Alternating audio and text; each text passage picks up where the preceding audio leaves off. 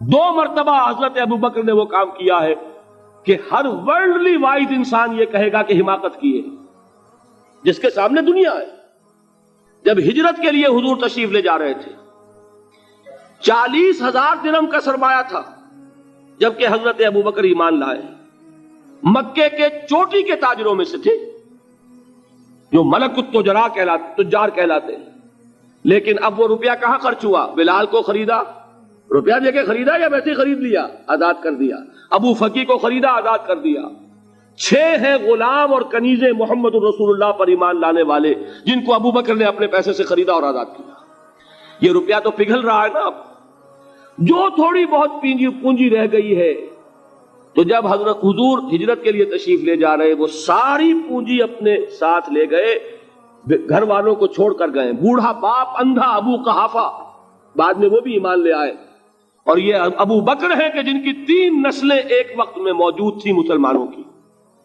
ابو قحافہ مومن، ابو بکر مومن، اور ابو بکر کی اولاد مومن، عائشہ، اسما اور ابو بکر اور عبد الرحمن ابن ابی بکر۔ یہ کون ہے؟ تو 3 نسلیں جس کی بیک وقت رہی ہیں ایمان میں، وہ شاذ لوگ ہیں، ان میں ابو بکر ہیں۔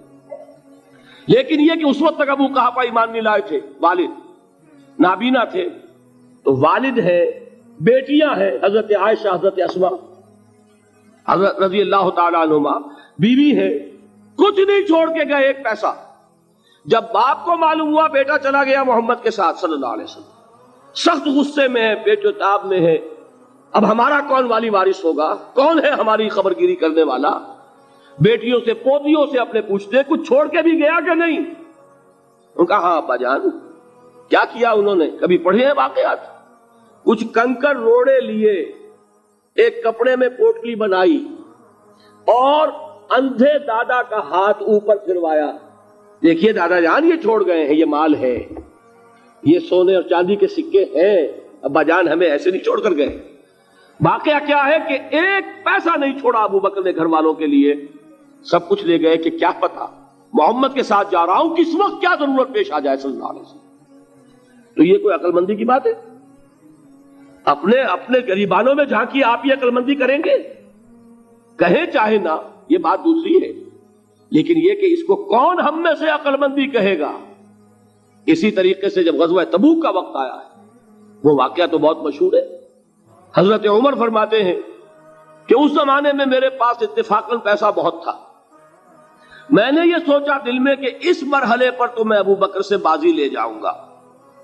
مسابقت ان میں بھی تھی، لیکن نیکی کی مسابقت، خیر کی مسابقت، انفاق فی سبیل اللہ کی مسابقت۔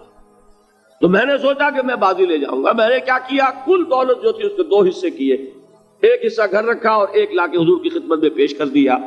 حضور نے پوچھا کہ عمر گھر والوں کے لیے کچھ چھوڑا؟ کہ جی ہاں، نصف کیا میں نے، نصف اللہ کی راہ میں حاضر ہے، نصف چھوڑایا۔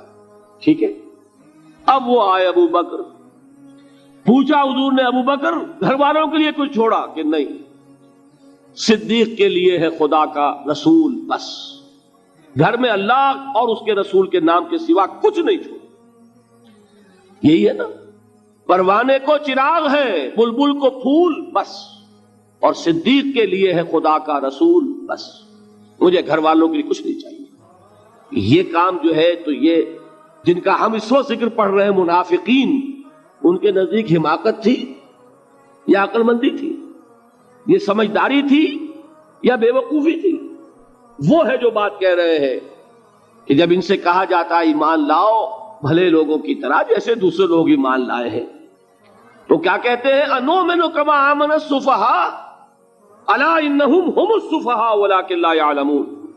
آگاہ ہو جاؤ، اصل احمق یہ ہے، اصل بے وقوف یہ ہے، انہیں نہیں پتا کہ حقیقت کیا ہے، نفع کیا ہے، نقصان کیا ہے۔ وہ جو بات میں نے سورۃ العصر میں بیان کی تھی، والعصر ان الانسان لفی خسر الا الذین آمنوا وعملوا الصالحات وتواصوا بالحق وتواصوا بالصبر۔ جس کے ذہن اور قلب پر یہ صورت کندہ ہو جائے گی، اس کے نزدیک عقل مندی یہ ہے کہ سب کچھ اللہ کی راہ میں لگا دو۔ جس کے دل میں یہ بات بیٹھی نہیں، اس کے لیے عقل مندی یہ ہے کہ بچا بچا کر رکھو، چھپا چھپا کر رکھو، سنبھال سنبھال کر رکھو۔ عقل مندی کا اس میں تقاضا کچھ اور، اس میں تقاضا کچھ اور۔ لیکن یہاں بھی فرمایا وَلَٰكِن لَّا يَعْلَمُونَ، انہیں ابھی علم نہیں ہے اس کا. اس سے پہلی آیت میں بھی فرمایا وَلَٰكِن لَا يَشْعُرُونَ، انہیں شعور نہیں ہے. دیکھیے میں آپ کو بتا رہا تھا یہ وہ غیر شعوری نفاق ہے، یہ بڑھتا چلا جا رہا ہے. پہلے جھوٹا بہانہ تھا، پھر جھوٹی قسمیں ہوئیں، پھر دشمنی ہو گئی صادق الایمان جو جان اور مال لگا رہے ہیں، نچھاور کر رہے ہیں پروانہ وار، اللہ پر، اللہ کے دین کے اوپر نثار کر رہے ہیں اپنے آپ کو. ان سے عداوت، ان سے دشمنی، ان کا بغض، یہ تھرڈ سٹیج تک پہنچ گئے. اب بھی وہ اپنے آپ کو منافق نہیں سمجھتے، وہ سمجھتے عقل مند تو ہمیں، یہ تو بے وقوف ہے. ہم ہیں اصل میں بھائی سمجھ کے چلنا چاہیے، تیل دیکھنی چاہیے، تیل کی دھار دیکھنی چاہیے، دائیں بائیں دیکھنا چاہیے، حفاظت کا بھی خیال ہونا چاہیے. یہ ساری چیزیں تو عقل مندی ہے نا دنیا کے اعتبار سے. تو وہ تو انہیں بے وقوف سمجھ رہے ہیں، اپنے آپ کو منافق کہاں سمجھیں گے؟ چاہیے ٹھیک ہے بھائی، دین بھی چاہیے لیکن دنیا کی فکر بھی چاہیے کہ نہیں؟ یہ آپ کہتے ہیں کہ نہیں کہتے؟ یہ تو بات آپ نے بہت دفعہ سنی بھائی، ٹھیک ہے دین بھی ہونا چاہیے لیکن دنیا بھی تو ہونی چاہیے کہ نہیں؟ یہ ہے سمجھ دنیا کی، یہ ہمارے معیارات ہیں. یہی وجہ ہے کہ دین ذلیل سے ذلیل تر ہو رہا ہے. دین وہ جو میں نے حال ہی کے اشعار سنائے تھے کہ پستی کا کوئی حد سے گزر نہ دیکھے، اسلام کا گر کر نہ ابھر نہ دیکھے، مانے نہ کبھی کہ مد ہے ہر جزر کے بعد دریا کا ہمارے جو اتر نہ دیکھے. یہ دریا چڑھا کب تھا؟ جب صحابہ کرام نے وہ فینیٹسزم جس کو آج ہم کہیں گے اس کا جب مظاہرہ کیا، اس کا ثبوت دیا، دامے درمے سخنے، جان مال تن دھن سب لگا دیا، تو اللہ کے دین میں بہار آ گئی، رونق آ گئی، دین کا غلبہ ہو گیا. اور جب ہم اپنے سمجھ کر رکھیں گے تو ظاہر بات ہے کہ اس کا تو پھر جو حشر ہوگا وہ وہی. دین میں کمزوری، ہماری دنیا جو ہے پھل رہی ہے، پھول رہی ہے، دین جو ہے وہ کمزور ہوتا چلا جا رہا ہے. یہ ہے تھرڈ سٹیج اس نفاق کی کہ جس کے بعد اب کوئی امکان واپسی کا نہیں ہوگا. یہ غیر شعوری نفاق جان لیجئے کہ یہ نہیں ہے کہ ماضی ہی ماضی میں تھا اب اس کا کوئی امکان نہیں. یہ نہ سمجھیے اب بھی یہ نفاق جو ہے، یہ میں بتا دوں آپ کو، ایک عام آدمی ہے، دین کا تقاضا ہی سامنے نہیں ہے، اسے پتہ ہی اتنا ہے کہ اللہ کے دین کا تقاضا ہے نماز روزہ، وہ نماز روزہ کر رہا ہے، اس پر نفاق کا حملہ نہیں ہوگا. اس کو آپ کہہ دیں کہ اس کی سمجھ کم ہے، اس کا شعور کم ہے، اسے پتہ نہیں ہے، دین کے تقاضوں سے واقف نہیں ہے، وہ بچا ہوا ہے، وہ محفوظ ہے. وہ جو میں نے آپ سے کہا تھا پرسوں اور ایک صاحب نے جواب دیا مجھے بعد میں کہ آج آپ نے جو بات کہی ہے تو کل لوگ کم آئیں گے، آپ نے ڈرا دیا کہ یہ جو تقاضے دین کے سامنے آ رہے ہیں تو اس سے ذمہ داری بڑھ رہی ہے.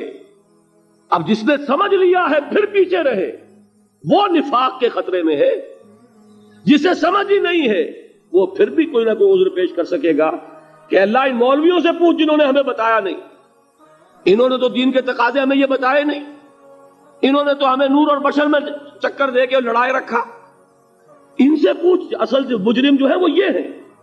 وہ واقعہ یہ ہے کہ کسی درجے میں بچیں گے کہ دین چاہتا کیا ہے، دین کے تقاضے کیا ہیں، توحید کی حقیقت کیا ہے، شرک کی حقیقت کیا ہے. اس کی طرف اگر توجہ ہی نہیں دلائی جا رہی اور اس غریب کو پتہ ہی نہیں، اسے پتہ ہی صرف یہ ہے کہ کھڑے ہو کر سلام پڑھنے میں اتنا فائدہ ہوتا ہے، وہ پڑھ رہا ہے بیچارہ، لہذا اس کا معاملہ آسان ہے بنسبت اس شخص کے کہ جس کے سمجھ میں آ گیا ہو، بات اس نے پالی ہو. دین یہ چاہتا ہے، دین اپنا غلبہ چاہتا ہے،